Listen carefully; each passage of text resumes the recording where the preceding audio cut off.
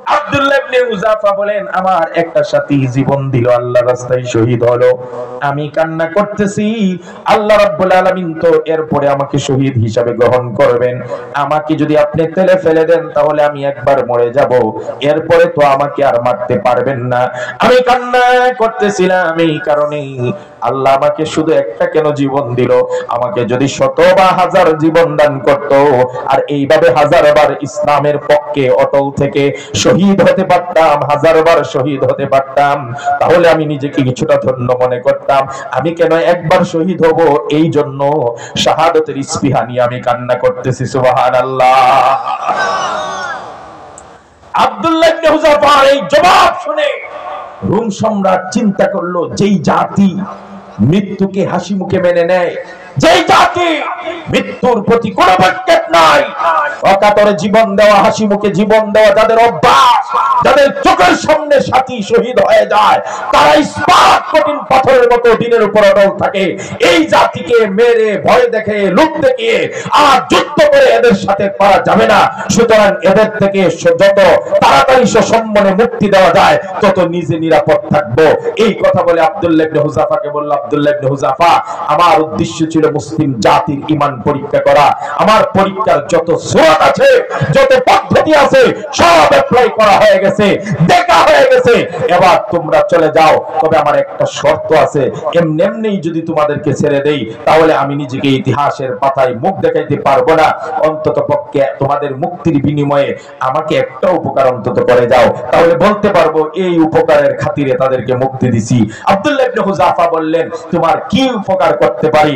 এবার ওই রোম সম্রাট কায়সার বলল, ইতিহাসে যেন থাকে তোমার মতো বীর পুরুষ, ঈমানদার, মজবুত ঈমানদার, আমার মতো নালায়েক ওই রোম সম্রাটকে মাথায় একটা চুম্বন দিয়ে দাও, তাহলে আমি তোমাদেরকে বিনা শর্তে মুক্তি দিয়ে দিব। সুবহানাল্লাহ।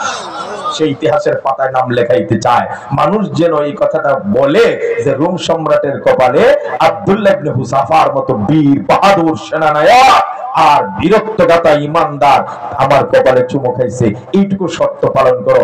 আব্দুল্লাহ ইবনে হুযাফা চিন্তা করলেন, এখানে যদি আমার সব সাথীদের মুক্তি হয়, এত আর ঈমানের শর্ত লাগাই নাই, বলছে মুক্তির শর্তে, আর যদি তার কপালে একটা চুমো দেয়া লাগে আর সব সাহাবীদের, নবীর সাহাবীদের মুক্তি হয়, তাতে আমার আপত্তি নাই। তবে আব্দুল্লাহ ইবনে হুযাফা বলছেন, তোমার যেমন একটা খায়েশ আছে, তোমার যেমন একটা প্রত্যাশা আছে, আমারও একটা প্রত্যাশা আছে। বলে, আপনার শর্তটা কি? আব্দুল্লাহ ইবনে হুযাফা বললেন, তোমার কপালে আর তোমার মাথায় আমি চুমো দিব ঠিকই, কিন্তু ডাইরেক্ট আমার ঠোঁট তোমার কপালে লাগবে না। তোমার কপালের উপর আমার হাতের আস্তিনটা রাখবো, আর আমি আমার আস্তিনের উপর চুমো দিব, যাতে করে তোমার মতো নারায়ক আর নাফাকের কপালে আমি হাসি মুখে চুম্বন করি নাই, এই কথারও ইতিহাসের মধ্যে লেখা থাকে। এবার রোম সম্রাট বলল, তাও যায়, রাজি আছি। এবার আব্দুল্লাহ ইবনে হুযাফা তার সেই হাতের আস্তিন, ওই আব্দুল্লাহ ইবনে হুযাফা তার হাতের আস্তিন রোম সম্রাট কায়সারের কপালের উপর রেখে সেখানে একটা চুমো দেওয়ার পরে সব সাথীদেরকে মুক্তি দিয়ে মদিনায় প্রেরণ পাঠিয়ে দেওয়া হয়। সুবহানাল্লাহ। মুসলিম জাতি এই খবর আগেই পৌঁছে যায় খলিফাতুল মুসলিমিন হযরত ওমরের দরবারে।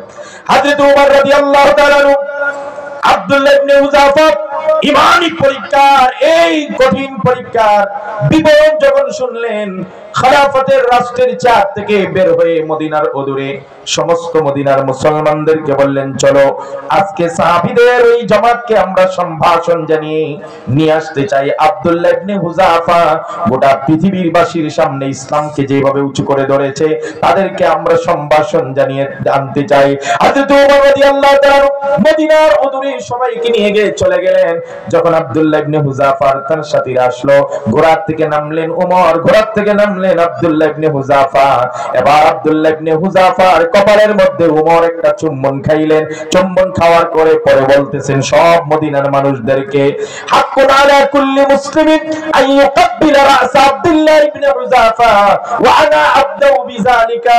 হে মুসলমান, মদিনার মুসলমানেরা, আব্দুল্লাহ ইবনে হুযাফা যে বীরত্বগাথায় ঈমানের কাহিনী করে আসছে, এর বদৌলতে প্রত্যেকটা মুসলমানের উচিত আব্দুল্লাহ ইবনে হুযাফার মাথায় চুম্বন খাওয়া, আর আমি ওমর খলিফা হিসেবে সর্বপ্রথম আব্দুল্লাহ ইবনে হুযাফার কপালে চুম্বন খেয়ে উদ্বোধন করে দিলাম। ইন্নাল্লাযীনা ক্বালু রাব্বুনা আল্লাহ, যারা বলে আমার রব, কথা দেন আমাদের রব কে? সুম্মা ইসতাকামু নামক ভয় আসুক, লোভ আসুক, তারপরে সেখান থেকে তারা চলে যায়। আমাদের ইমানে মন দরকার আছে না নাই? কথা কয় না, আছে না নাই? হুজুর আমাদের ইমানও আছে। আমি কই কেমন আছে? গত কয়েক বছর আগে একবার এমন এক সিচুয়েশন তৈরি হলো, দাড়ি দেখলেই জঙ্গি, আছে না নাই? কথা কয় না কা?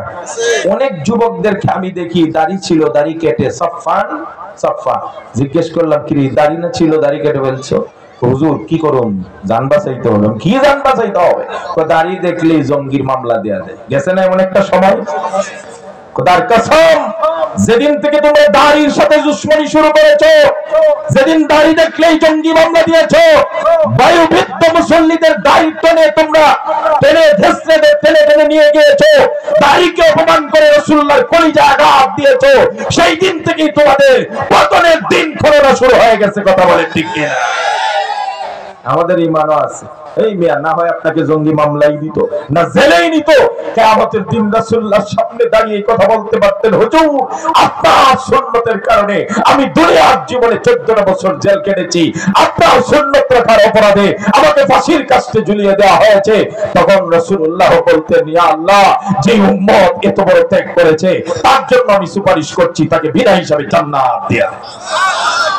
ইন্নাল্লাযীনা ক্বালু রাব্বুনা আল্লাহ, যারা বলে আমাদের রব কে, সুম্মাস্তাকামু, এরপরে এই কথার উপর অটল থাকে, তাদের জন্য কি ব্যবস্থা সামনে আমি বলছি।